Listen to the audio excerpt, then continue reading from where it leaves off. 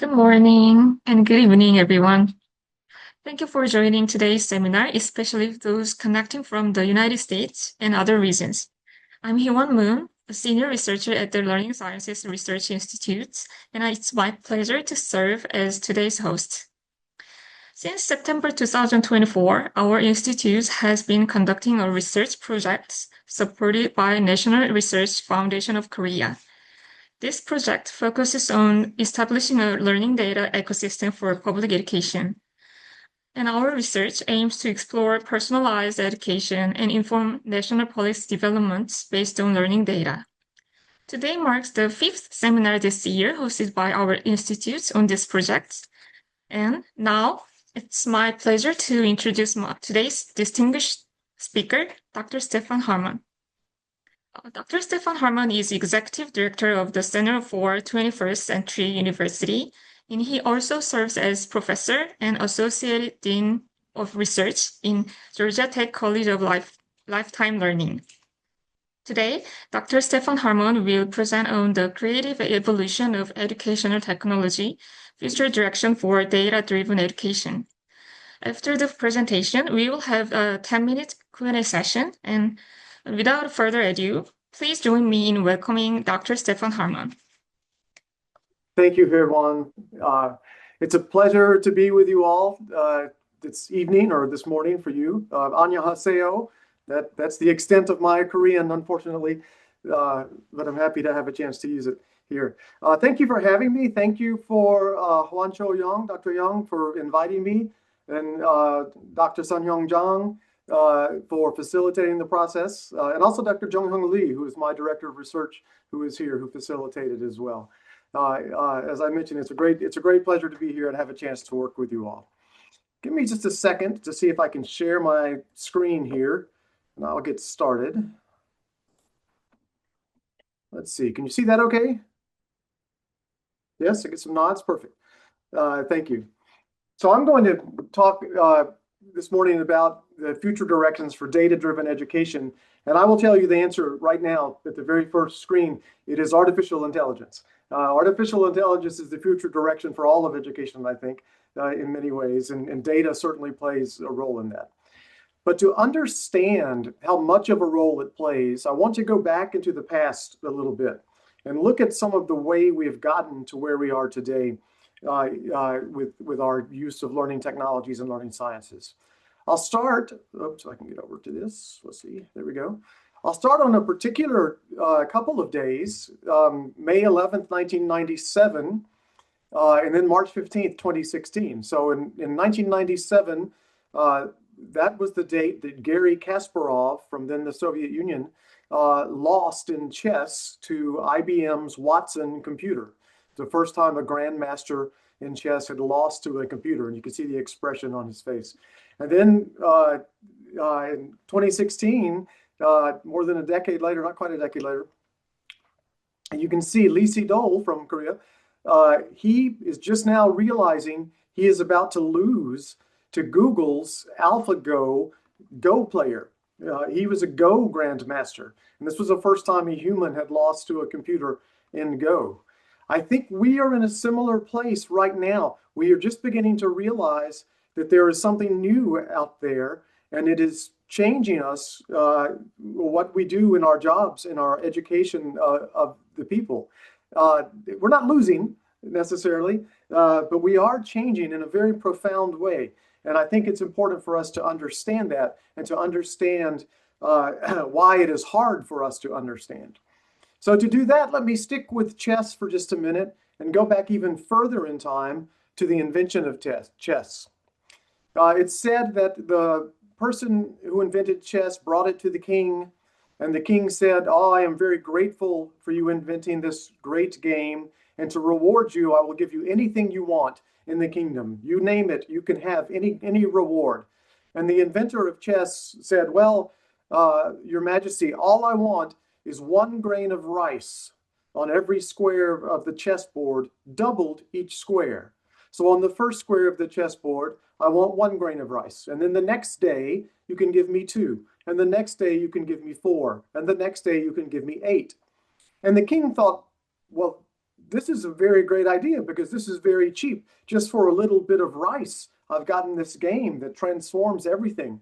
But the king did not understand exponential growth. And many of us today do not understand exponential growth. It's a very hard thing for humans to understand. So if you take the rice example and you do 1 grain and you double it every day, this is what it looks like in terms of numbers. For the first half of the chessboard, for the first of about 32 days, you have some rice. You know, you end up with 2 million grains of rice, well, 2 billion grains of rice after 32 days. So after about 1 month, you end up with 2 billion grains of rice. That seems like a good bit of rice, but it's not too much. But when you get to the second half of the chessboard, because it's exponential growth, the amount is doubling every day, suddenly it begins to be a lot. When you're about a month into it, you've got 6 trillion grains of rice. In other words, 6 terabytes of rice. How much is that? That's hard for us to envision numbers that are that large. So this is $6 trillion in $100 bills, 100 US dollar bills. And if you look in the bottom left part of the screen, the little red figure, that's how big a person would be if you had $6 trillion in $100 bills. That's a huge, huge number. In fact, if you continue doubling the grains of rice, by the time you get to the end of the chessboard, by the time you've doubled all the rice in the chessboard, you have 508,342,815,000 tons of rice. That's an inconceivable amount of rice. It's enough rice that if you lined it up end to end, it would stretch from here to the nearest star, to Alpha Centauri, and then back again. That's how much rice that is. It's exponential growth, and it's hard for humans to understand. I bring that up because we have been experiencing exponential growth in the digital infrastructure, the types of things that affect our daily work in terms of computing and so forth. Processing power in computing doubles, exponential growth, doubles every 18 months. That's called Moore's Law. And that people have been saying we are reaching the end of Moore's Law, but so far not. So far we have continued to double processing power every 18 months. Bandwidth, how much information we can transmit back and forth, doubles every 9 months. Just imagine having this conversation 10 years ago, where I'm in one on the opposite side of the world from you, and yet in real time, we are able to share images and speech. That's because fiber law, it doubles every 9 months.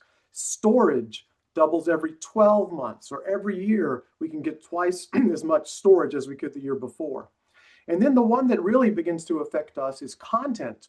Content doubles at a rate of 2 to the n, where n is the number of people contributing content.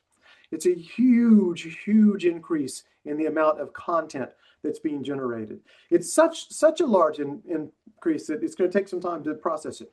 So looking at processing power, computing speed, this is the price performance graph of computation. How much computation, how much computation has grown. And you can see that from 1940 up until now, this looks linear, but because this is a logarithmic chart. It's a logarithmic chart. If you look at the exponential chart of computation growing, you see the curve, the exponential growth curve of that. In about 2023, for $1,000, you could buy as much computing power as a human brain. It's projected by 2050, for $1,000, you will be able to buy as much computing power as all human brains. It's an incredible amount of growth in the amount of processing power that we have. Very, very difficult for us to conceive of that.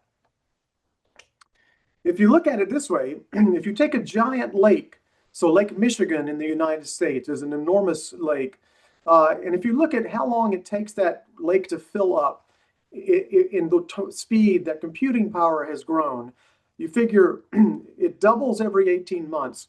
For a long time, it looks like nothing is happening. When you're on the beginning of an exponential growth curve, you can't really see the change so much. But once you get to the second half of the chessboard, suddenly everything happens all at once. Nothing happens for a long time, and then very, very quickly, you begin to see the amazing results from how fast the exponential growth has occurred. That's where we are with computing and processing now. Information doubling is also, Metcalfe's law, is also very, very hard to understand. To do that, we've got to understand some numbers, some bigger numbers. We all know what a megabyte is, and we're used to that. And now, when I started out in computing, we talked about kilobytes, which is even less than that. 1,000 megabytes is a gigabyte. We're used to that. We know what a gigabyte is. We operate in those terms now. 1,000 gigabytes is a terabyte. We're becoming more familiar with a terabyte. On my computer here, I have a terabyte drive. That's still a lot of information. 1,000 terabytes is a petabyte. 1,000 petabytes is an exabyte. So this is a huge, huge amount of information. 1,000 exabytes, I'll go one more, is a zettabyte. We are now in the days where we have to start thinking about zettabytes. It's a number almost incomprehensible to the human mind for that. To put it in perspective, if a gigabyte of information had the same volume as a cup of coffee, then a exabyte of information has the same volume as the Great Wall of China. That's how different they are, a gigabyte to an exabyte, how much bigger it is. And the reason I bring this up is because from the dawn of time until 2003, all of humanity had only created about 5 exabytes of information. That's the total of all we had done. By 2011, we had suddenly created 1.8 zettabytes. This year, we created 463 zettabytes. So from the dawn of time until 22 years ago, we only had 5 exabytes. Now we've created 463 zettabytes. She's saying yada, that's a lot of data, because a yottabyte is the next large number up. And we're not too far away from where we have to start considering yottabytes, so much data. And it's not just information that is doubling so fast. It's also knowledge, what we think of as knowledge. Up until about 1900, human knowledge doubled approximately every 100 years. It took about 100 years before we knew twice as much as we did before. That began to increase. We're on this exponential growth curve. By the end of World War II, knowledge doubled every 25 years. So for 100 years, now every 25 years in 1945. Now we're doubling every 13 months. So just over a year, we double the amount of human knowledge that's out there. Nanotechnology doubles every 2 years, and clinical knowledge in the biomedical sciences doubles maybe every 18 months. Every 18 months, every year and a half, we know twice as much as we did from before to the beginning of time. In fact, if you look at this, PubMed and Scopus are 2 of the big databases that capture biomedical science publications. And you analyze the number of peer-reviewed articles that come out in the biomedical sciences, it works out to be over 4,000 every day. Every day there are over 4,000 articles, peer-reviewed articles published in biomedical sciences. How can we keep up with that? How can your doctors keep up with that? It's an amazing amount of information and advance in knowledge. And so if you talk about the half-life of knowledge, that is, how long is it before what you know becomes obsolete? Half of what you know becomes obsolete. In science, it's of less than 5 years now. And in biomedical science, it's anywhere from 18 to 24 months that half of what you know may be obsolete. So put it another way. Let's say you are an engineering student at the university, and you go to the university for 4 years, and then you graduate. By the time you graduate, half of what you learned is already obsolete. You can't keep up with it. It doubles so fast. So how do we respond to this? What can we do to keep up with these changes in computing and information and doubling of knowledge? Well, we're not very good at it as humans. We tend to use new technologies in old ways. When cars first came out, we tend to think about them, and in English, we even called them horseless carriages. And that was, we thought about cars in terms of the things we knew, which was horses. And that was something we do all the time. We think of new technologies in old ways. When computers first came out, we thought about computers as some sort of cross between a calculator and a typewriter. It was much, much later that we began to think of the new technologies in new ways. And you can see this. Oops, I lost my screen there, sorry. One sec.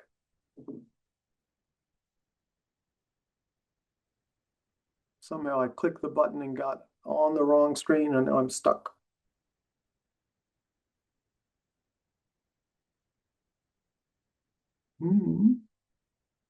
Oops, I lost you again.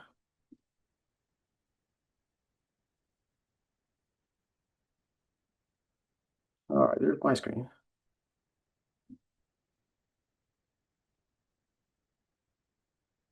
Let me stop sharing and start sharing again. Sorry about that.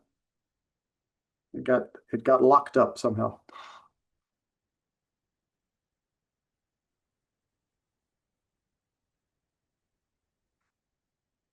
Okay. Can you see that again now? Hopefully. Okay. So hey, one, were we good? Can you see that? Yeah. Okay, thanks. If you look in education,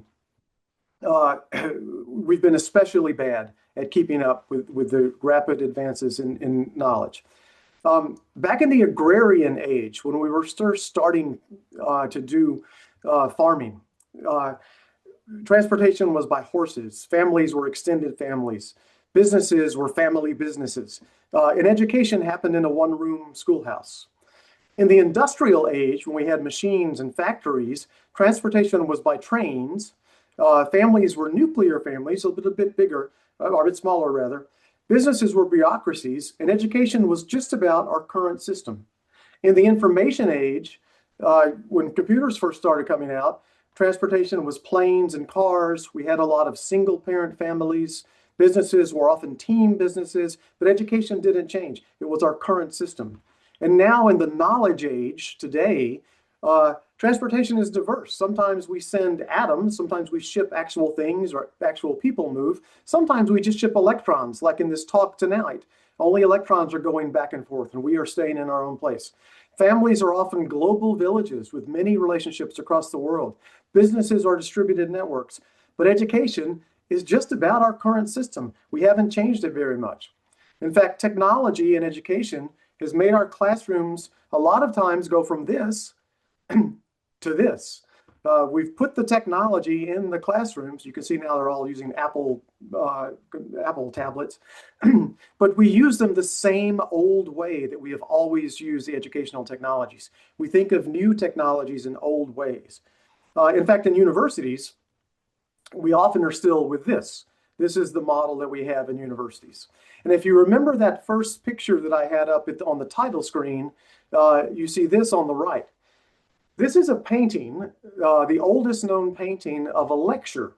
It's at the University of Bologna in Italy.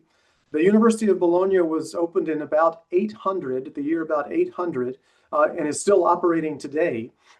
This painting was from around 1100, the year 1100, and it looks very similar to what we do today. If you look at it, the students on the first row are all paying attention and taking notes. On the second row, some of the students are paying attention and taking notes, but by the time you get to the third row, the students are out. Even there's one person sleeping on the third row. And this was in 1100 that this happened. So we haven't changed a lot in the way we do education. That lecturer from 1,000 years ago would still feel comfortable in our classrooms today. And there's a reason for that. Humans don't change very rapidly. We don't evolve, our brains don't evolve very rapidly. There have been over 15,000 generations of humans in the last 300,000 years, but there have only been 21 generations since the printing press was invented. That's because of the exponential change. Technology is moving much, much faster than people, growing much faster. We still learn in roughly the same way that we did thousands of years ago. We have new ways to teach, but our learning is fundamentally the same. And I'll illustrate that for you. Think about these words, a tiger, a hunter, and a tiger. And in your mind, think of what story are these words telling? What story exists with these words? It's very simple, just 6 words, but what story is there? You might say that a tiger passed by, and then a hunter came following the tiger, and then maybe the tiger ate the hunter, and only the tiger came back. Or you might say that a tiger went by, a hunter went by, and then another tiger went by. You easily make up some narrative to fit the information that you have. This is called narrative bias. It is something our brains do naturally. We naturally fill in the gaps where we have not enough information. And this is why storytelling is still a very effective means of education. It's what has allowed the lecture to persist for so long, even though we know there are other more effective ways to learn. Because of this, and because of some other reasons, we end up with an economic problem that's called Baumol's cost disease. Baumol was an economist who back in the 1970s, I think, looked at productivity in society. And he tried to understand why some parts of society, some parts of business and industry gained more productivity than other parts did. And he finally came up with an idea why. He said, look at the string quartet in an orchestra. How long does it take the string quartet to prepare to do a piece, to give a concert now compared to how long it took them 200 years ago? It's the same amount of time. It takes the string quartet the same amount of time now to prepare and deliver a concert as it did 200 years ago. But in other parts of society, like manufacturing, for example, we manufacture and distribute things much, much faster than we used to. Manufacturing has benefited from productivity gains in society, whereas orchestras have not benefited. What Baumol realized was certain industries where you have highly specialized people that deal with small numbers of clients, if you will, don't have the same benefits and productivity as other things. And the 2 examples he looked at were education and medicine. In education, we have highly educated, specialized people, the professors, working with students, and we can only work with a few students at a time. We don't do very well working with many, many students. The same with medicine. We have highly trained doctors that only work with one patient at a time. That has been the case. Medicine and education have suffered from Baumol's cost disease up until maybe now. Maybe now with the introduction of AI, we begin to have a way to change that. Let me keep that in your mind. Let me give you one more example. You probably have heard of Benjamin Bloom and Bloom's taxonomy. So Bloom did a lot of research, and one of the things he was interested in is what was the most effective way to teach someone. And so he looked at a standard classroom like we normally teach in, and then he looked at mastery learning, where the students must master all of the content before they move on to the next level of content. And he found that mastery learning was 1 standard deviation more effective than a regular classroom. So a standard deviation is called a sigma. So mastery learning is 1 sigma more effective than a regular classroom. But the most effective way to teach somebody was one-to-one tutoring, where you had 1 instructor and 1 student. That was 2 standard deviations more effective than a regular classroom. One-to-one tutoring is 2 sigma more effective than regular classroom teaching. This is what all of educational technology has been trying to solve for this problem from the outset. The problem with one-to-one tutoring is it doesn't scale. There are not enough teachers for every student to have one teacher. You can't scale it to all of the students. So educational technology tries to solve this problem by coming up with more ways, more effective ways to scale technology. We haven't really been able to do this. We haven't been able to create any sort of system where we have one tutor for every one student until, again, maybe now with AI. So where are we now? Well, AI is taking over. Are you familiar with this Gartner's hype cycle? Have you seen that? Is that something you've seen? I can see a few of you do that. So this is the Gartner Consulting Group notices that when new technologies come out, they tend to follow this sort of pattern of introduction and use. To begin with, the new technology comes out, and then everyone thinks, oh, this technology will solve all of our problems. It will make it the utopia for us. But after a time, that doesn't happen, and then everyone reaches the trough of disillusionment when they think, oh, you know what, this technology is not so good. It doesn't really do what we thought it would do. But over time, we learn to use the technology, and then we get to a point where the technology is very productive. It usually it goes down, the actual use of it, because we use it in the wrong way. We use the new technology in the wrong way. This is last year's graph from Gartner, where they list some of the many technologies that are out and how much they have affected productivity. And you can see they put generative AI at the beginning of the downslope. So they predict that AI, we now are going to reach the time where we're not as excited by AI, that we think it doesn't solve the problems we thought it would solve. And then they predict it will gradually become more and more useful. But they may be wrong, because there are a lot of people who see AI as a different type of technology. One of them is this man, Sundar Pichai. He is the CEO of Alphabet, which is Google's parent company. And he thinks AI is one of the most important things humanity is working on. He thinks perhaps it's more important than electricity or fire. That's pretty important. He's a very smart man. And there are many smart people who say this. So AI, I think, is different. It's a transformational technology that I have encountered two others in my lifetime. One was computers, the personal computer. That began to transform things. And the other was the internet. That began to transform things as well. That's amazing to think that in my lifetime alone, I now have been around for three transformational technologies. In our grandparents' lifetimes, maybe they saw one. Maybe it was electricity. And before that, maybe they didn't see any for hundreds and hundreds of years. But because of this exponential growth, now we have seen three already come out. There are many potential benefits of AI in education. One of the things is we can begin to make content fit each individual learner. We can differentiate the content for all of our students. We can also begin to design assessments that are timely and give effective feedback to our learners. Those of you who have taught large classes, you know that grading is a chore. When you grade the assignments, it often takes a long time, and a lot of time has gone by between when the student did the assessment and when you can give them feedback on it. That's not very effective.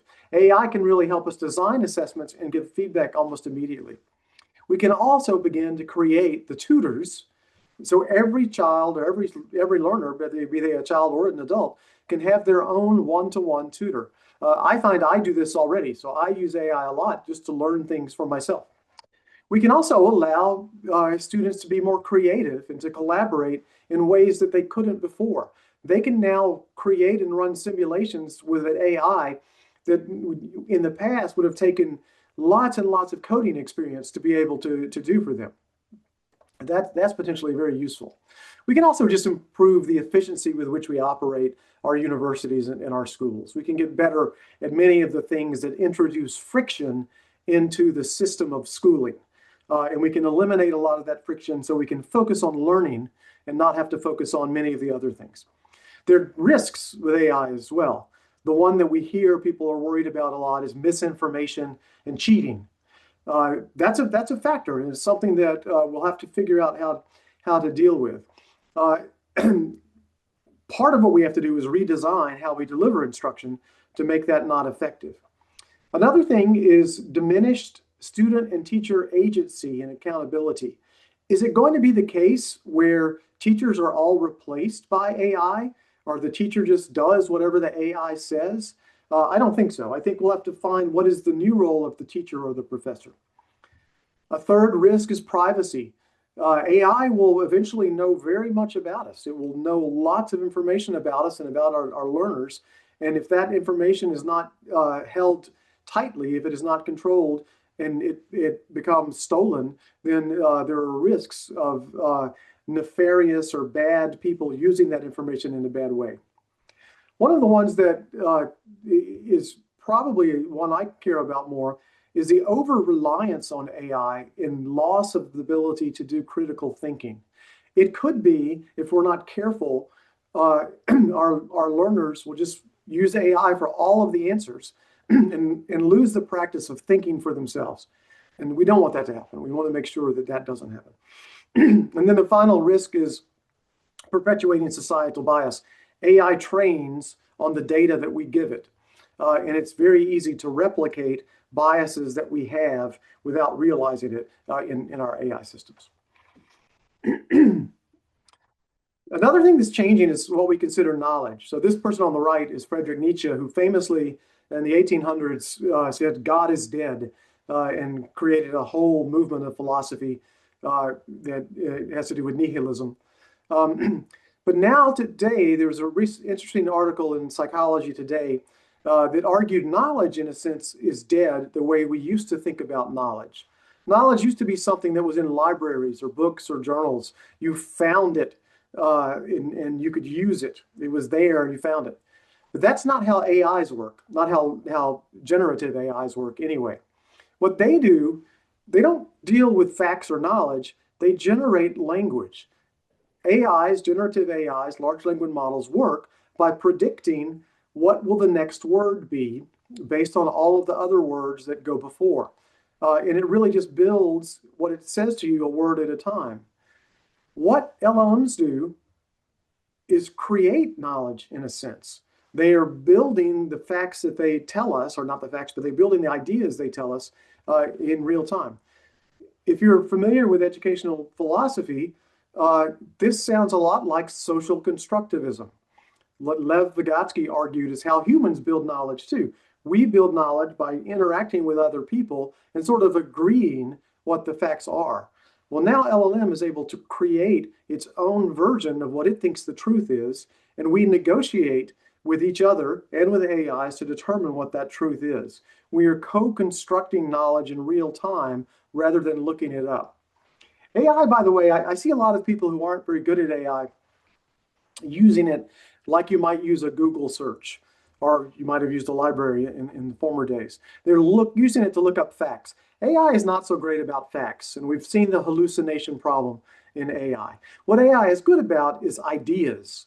It's really good about ideas and concepts.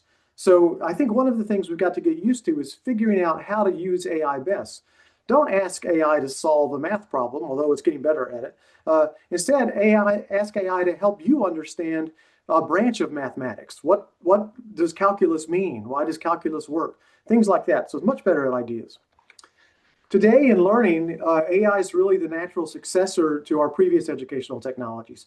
All of these former educational technologies where we're trying to scale the one-to-one tutoring, AI allows that. It really fits right in with what we've done before. One of the things it does, it promotes the democratization of sophisticated thinking tools.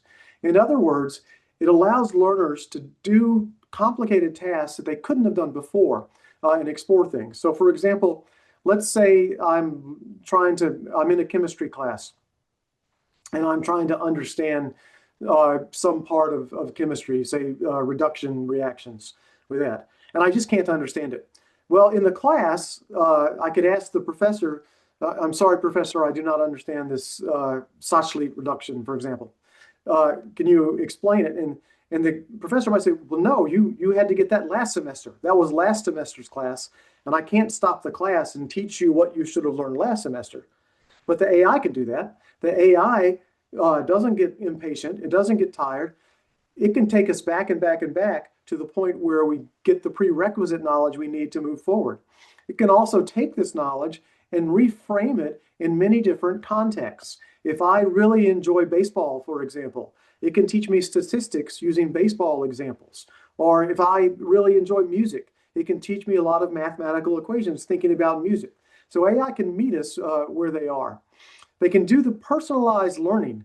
They can treat every individual student in a slightly different way.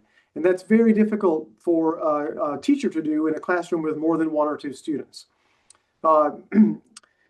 We can also now prototype what-if ideas. We can really explore and build simulations on what happens if certain things happen. So for example, in climate change, we can say, what happens if we shoot sulfur into the air and blot out the sun? And AI can help us explore that and help us figure out what might be the consequences of these actions, when before it would take a long, long time to build some sort of simulation that did that. What AI can't do very well is replicate human wisdom and judgment. It's not really good at that. It's not good at open systems problems. In life, in everyday life, there are many, many factors that apply. The rules change sometimes. What we think we know changes. How we relate to other people changes. Politics enter into it. Other branches of science enter into it. Economics enters into it. So it's very, very complicated. AI is not so good at these open systems yet. It's very good at closed systems, but it's harder at open systems. Human judgment is a deliberate process that's got to be flexible and changes with every context, and is based on our culture. It's based on our ethics and based on our values and our relationships. AI is not good at that. Unfortunately, because we tend to do new technologies, use new technologies in old ways, most of our current teaching teaches stuff that AI is good at. We're using high stakes tests, and we're teaching skills that AI is already good at. So calculative prediction, formulaic decision making. We really need to rethink our curriculum and to begin to teach things that AI is not good at. We need to move down and think about the human judgment side and what sort of things can we teach that are human judgment, rather than teaching students the thing that AI can do better than them already. In terms of learning with AI, where we are now, a lot of what we're doing in education, in higher education, is learning about AI. We're teaching students about AI, how it works somewhat, how to use it somewhat, the history of it, things like that. And that's okay. It helps to learn something about it. Where we're moving toward is learning from AI. This is where AI becomes more of a tutor, as I was describing earlier, and we begin to learn individually from AI. This is a much better use of it. It allows us to solve that Bloom's 2 sigma problem and have an individual tutor for every student. But that is still not where we need to be with AI. Where we really need to be, where we need to focus our efforts, is learning with AI. What can we do with AI that we can't do without it? How can we use this new technology in a new way? Let's not use it in an old way. Let's figure out what are the affordances of AI that augment human intelligence, that make us better than we were without it. To do that, we have to have some new literacies. We've talked about information literacy in the past. Now we need sort of an AI literacy, and I think these are some of them. One of them is we need to teach ourselves, teach our students to ask better questions. Many, many times I see people working with the AI, and they'll ask really not very good questions. They'll ask simple questions that AI is likely to just hallucinate an answer. We've got to be able to ask better questions, and we need to be able to teach our students to think iteratively. They need to be able to not think, okay, I'm asking one question, getting one answer, and it's over. We need to think of a process, get them to think in a process where we get an answer and we begin to dig into that answer. We go through several rounds of questioning with the AI to really have a long process by arrive at some sort of knowledge. We also need to teach our learners to embrace ambiguity. Things are changing. We don't always have all the answers. During the COVID pandemic, a problem we had in the United States was we didn't know the answers. The science was still coming in on how the pandemic spread, what things were good at treating and what weren't. And that was difficult for many people to understand. They couldn't understand that science changes, that knowledge change as we do research. We don't always have all of the answers. So we have to embrace ambiguity. We have to realize that we don't know everything, and we don't even know what we don't know sometimes. We also need to get our learners to be more skeptical. That is, they need to not believe everything they are fed. We know that AI is very good at creating misinformation or disinformation. You've seen or read about AI deep fakes now, where they can make you believe some person said something and show you the video of it. We need to build in a skepticism where we require our learners or teach our learners to require more evidence of whatever it is that they think they are learning. We also need to teach them to learn how to learn. Now, we here today, we are experts probably at learning how to learn. If we've made it to a university or we've become professors, we're very, very good at that. We know how to learn. I know how to use an AI to teach me something, but most people don't know that. Most people are not very good at learning how to learn. They don't really have the metacognitive abilities that allow them to think about how they are thinking. And we need to help them get better at doing that. So we need to shift our learning, shift our curriculum at universities away from the facts that we've been teaching in the past and more to what we call durable skills. And durable skills are things like collaboration, character, mindfulness, metacognition, leadership, fortitude, critical thinking, creativity, and so forth. These are the types of things that humans are good at that AI is not very good at, and it would be difficult for AI to become good at. These are the sorts of things that make up wisdom and judgment that separate humans from where AIs are. We don't do enough of this currently in a lot of our curriculum. We focus on a field, and we do need to focus on the basics in any field. We need to get our students to understand some level of it, but to truly enable our learners to be powerful and to take advantage of AI, we need to focus on these sort of skills.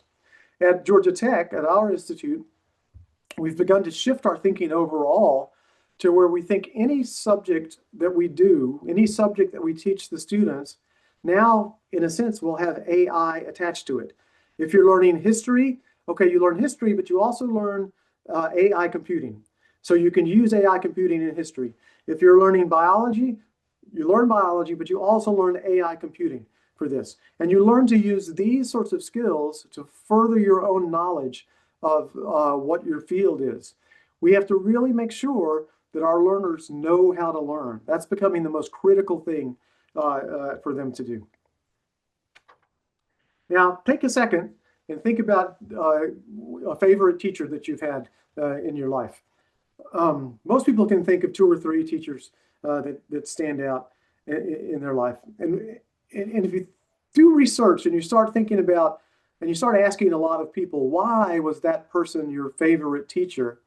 Well, the reason probably most often is that that teacher treated you as a person. They knew something about you. They could relate to you as a real person. You weren't just a face in the crowd. You weren't just a name on a test. The teacher knew something about you and cared about you.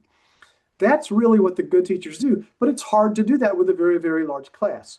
But our favorite teachers manage to connect with a few of us, and that's why they're our favorite teachers. AI can help us do this better for more people. But it means that we have to give some of what we do in a classroom now to AI and pull out other things that humans are good at that we can do as a teacher. We have a lot of data about our students. We get data from the learning management systems, from the information systems, advising systems, and financial aid systems. We record all this data exists in databases in various places in our learning institutions. But there's a problem with it, 2 problems with it. And that's that these data are siloed in their historic. All of this data doesn't connect to each other. If I am a teacher in a classroom, I'm a professor in a classroom, I don't know all of these things about my students. And when I want to use this data, I have to go look it up, typically after the course is over.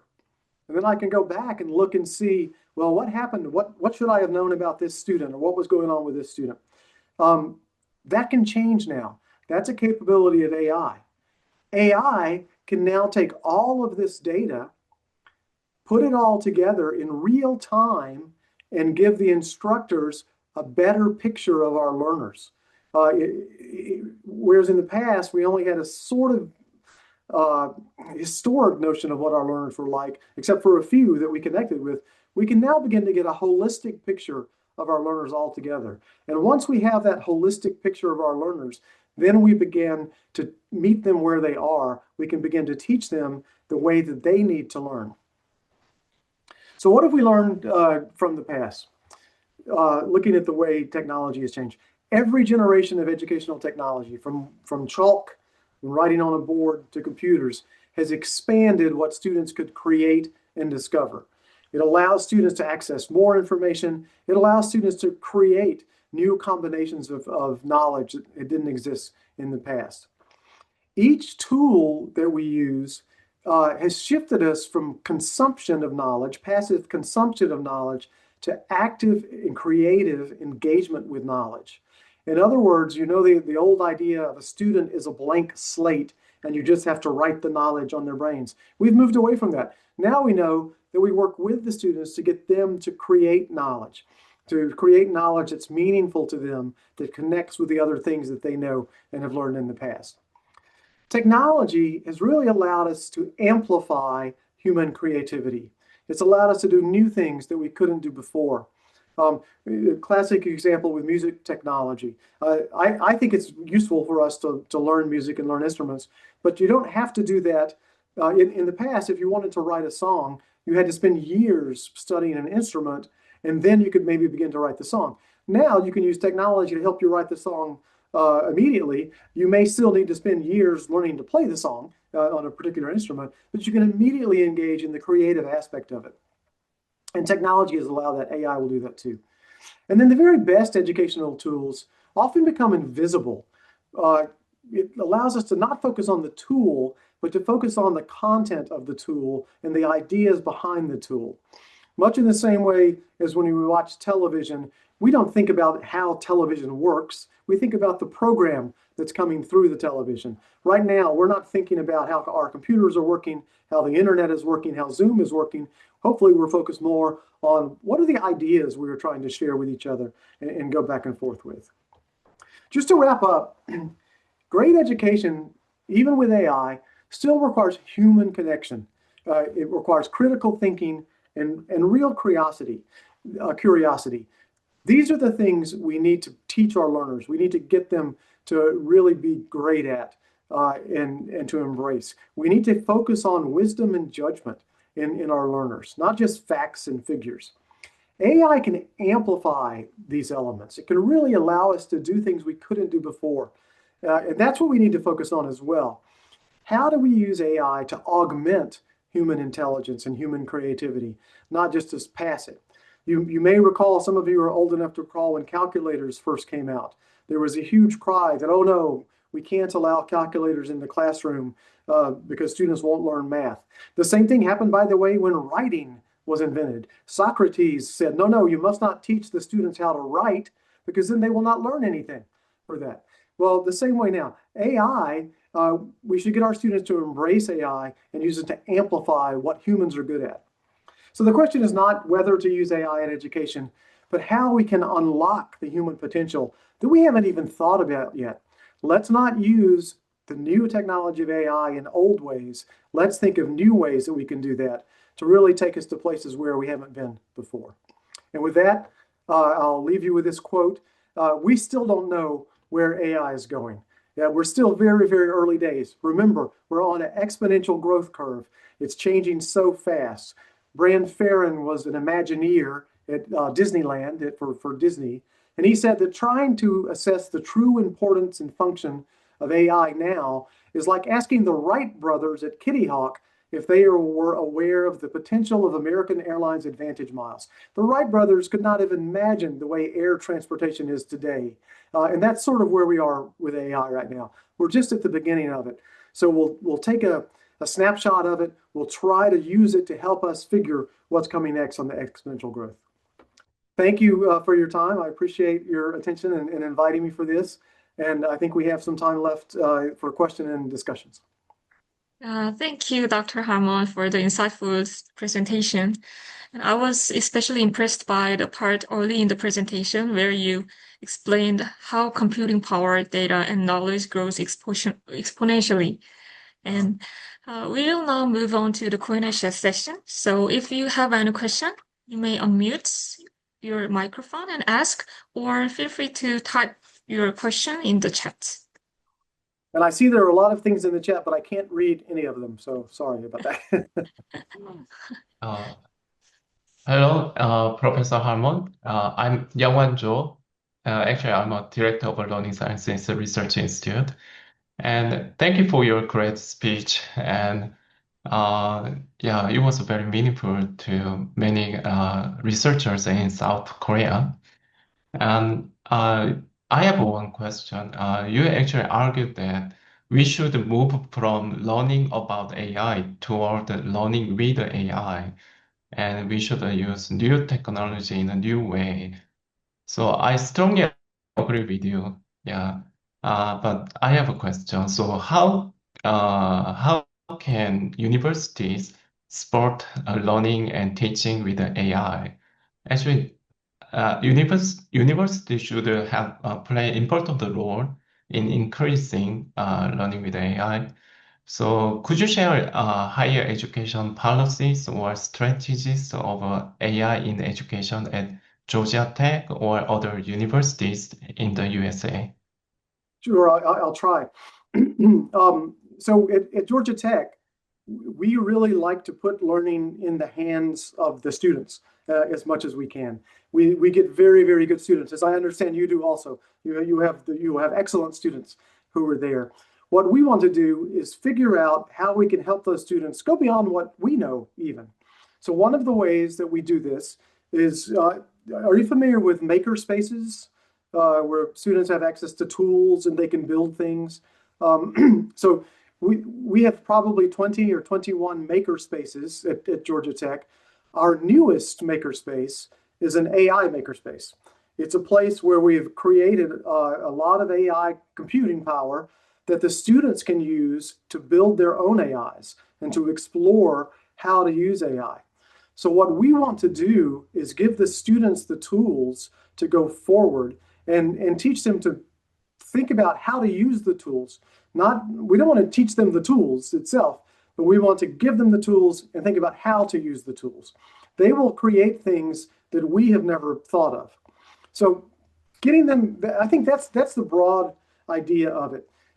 We also want to encourage students to be ethical in their use of the tools. So it's okay at Georgia Tech if students use AI for their admissions essays or their classes, but they must tell us that they used AI. They must tell us how they used AI and what they did with it. So I think what we are trying to do now in terms of moving that way is to really put AI in the hands of the students and give them guidelines about how to do that. We don't know exactly yet. We have many different ways to do it. One of our projects that is well known now is called Jill Watson, based on the IBM Watson computer. And Jill Watson is an AI teaching assistant. So in a large lecture class on computing, Jill Watson answers questions the students have. And initially, Jill Watson would answer questions about when is the test, or what format should I use on this paper? Questions that are things about the syllabus. That was good because that took time, gave time back to the instructor, where the instructor now didn't have to answer those questions and they can focus on the content. Now, Jill Watson actually answers questions about the content. So we've trained Jill Watson and combined it with some of the generative AI models today to help be a more empowered teaching assistant. But that's still sort of learning from AI. And that's the second step of that pyramid, learning from AI. We're still struggling and trying to understand how to get to learning with AI because we don't know ourselves. But I mentioned to you in email, I think, Dr. Young, that I will send you Georgia Tech's policies about this. We're just now drafting the policies and we are debating about it. I'll tell you the reason that the policies are still a little bit in debate is because we don't understand, not everyone understands what AI is. People think AI is ChatGPT. But AI is much, much broader. It's a collection of many, many tools. And there are many types of AI that we use, not just the generative AI, but we also have various types of predictive AI. We have machine learning, even the spelling correct in our word processors. Those are all examples of AI. And I think we need to get a better sense of what all of these tools are and how to use them. So not a very good answer. I'm sorry, but where we are now. Thank you for your answer. Yeah. Yeah, if you have any questions, you may unmute your microphone or feel free to type your question in the chat. And the survey link is just sent to the chat. So we kindly ask you to take a moment to complete our seminar satisfaction survey. And feel free to ask a question to Steve. I'll give you another story because we learn from stories, thinking about this, how fast things are changing. So Garry Kasparov was defeated by IBM's Watson computer in chess. And humans programmed IBM's Watson computer. You know, we wrote that program. Kasparov then said, okay, let's make a new kind of chess where anything is allowed.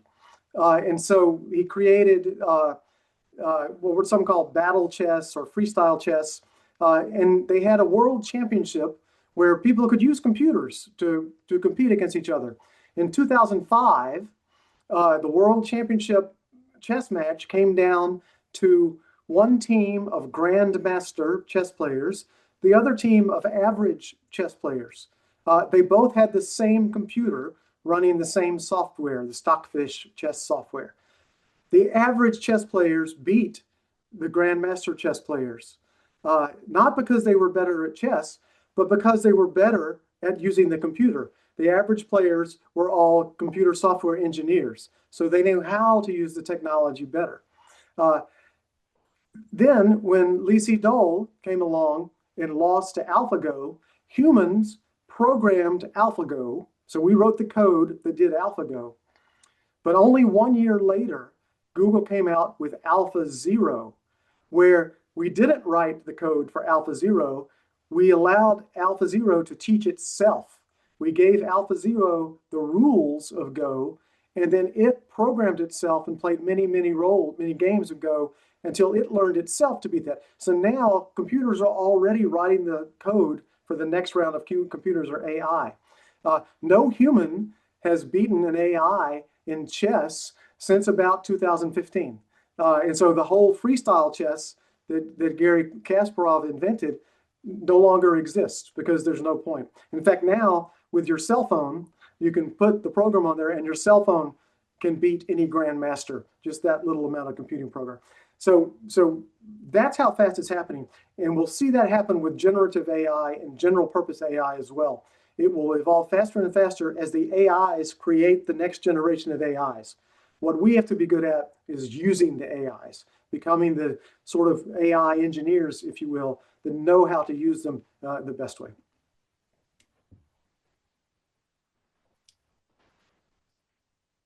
Thank you for your story. And Can I ask a question?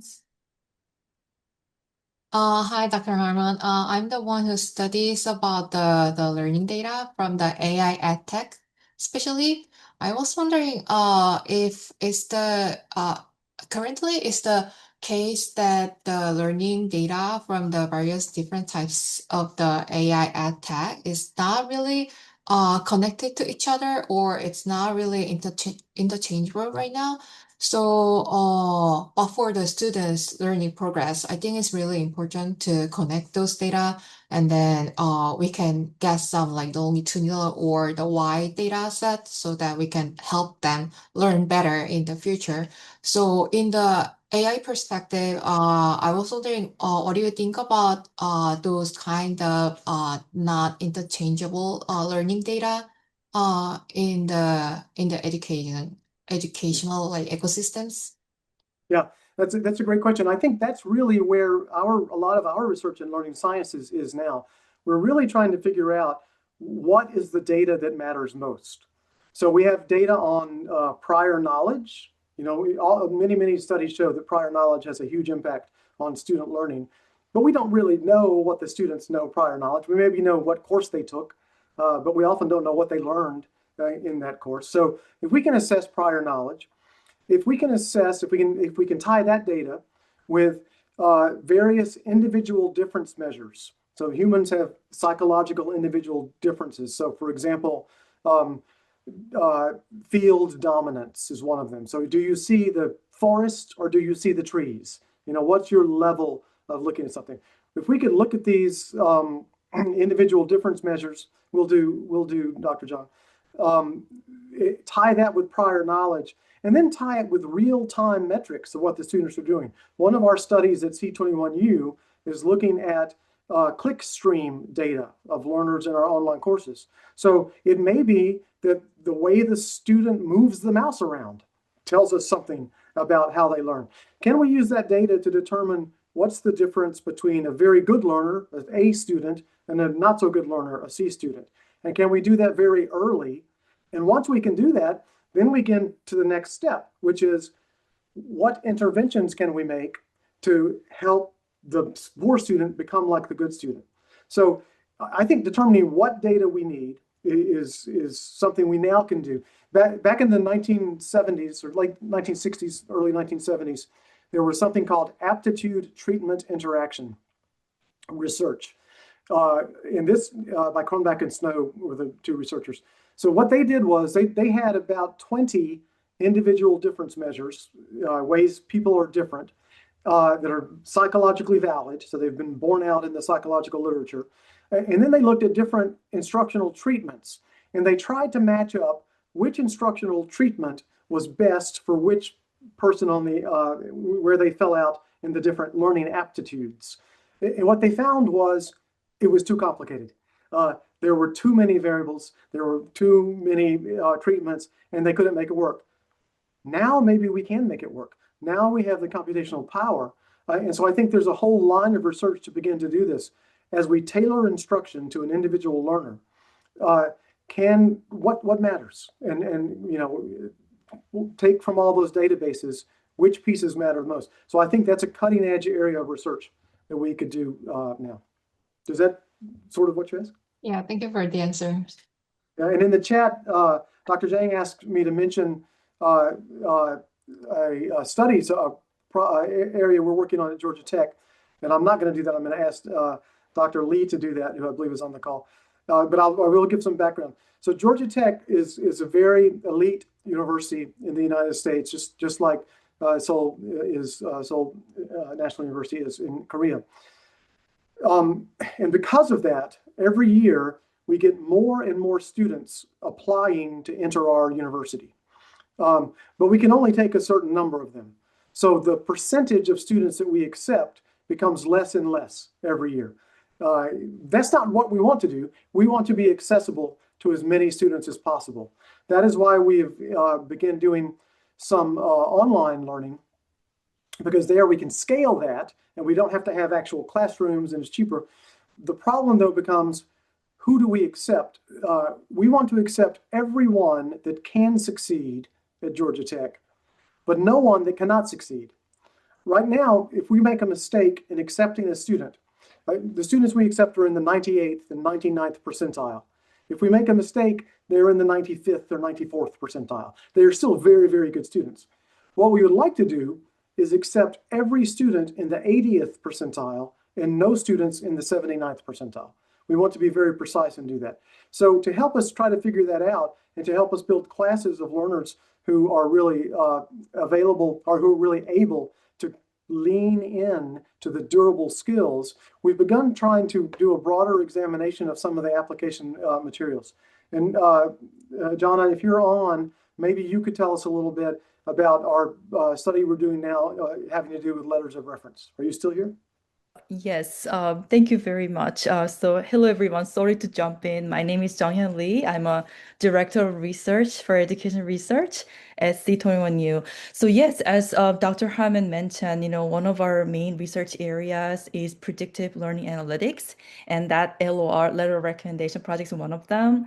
And as Dr. Harmon mentioned during the presentation, we're very interested in understanding, measuring, and fostering durable skills, skills that are not explicitly taught in the classroom, but something that we can teach, through interactive learning experiences, or maybe outside of classroom, maybe inside too. So what we did was to look at the text data extracted from letter of recommendation, because that contains a lot of really rich information about student character qualities. So we focused on skills like leadership, communication skills, critical thinking, and problem solving. And what we did was initially using machine learning, like a BERT model, to detect keywords out of these, LOR, and then see whether there are any predictive relationships between, those skills detected in LOR and their actual success after students get enrolled for the OMS online master's program.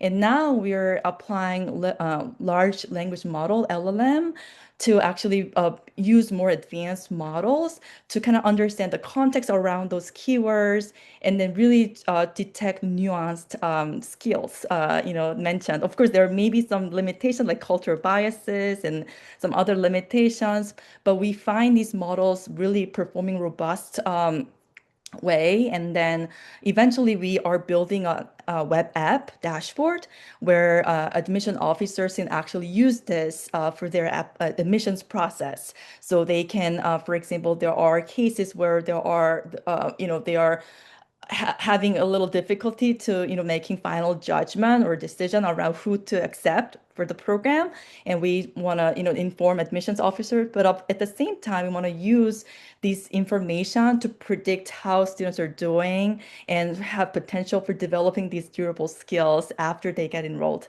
So this is just a short overview, but please feel free to contact me, and I'll make sure to leave my email address, so feel free to contact me if you want to know more about this project. Thank you. Thank you, Dr. Lee. Appreciate that. I've kept you longer than I should have, so thank you for your patience and sticking around, and it was a pleasure to talk with you. Yeah, and thank you for sharing your fascinating research. And before we finish, I think let's take a moment to thank Dr. Stephen Harmon for his insightful talk for in this seminar. And thank you very much. Have a good lunch and have a good night. Good night. Yep. Bye-bye. Bye-bye.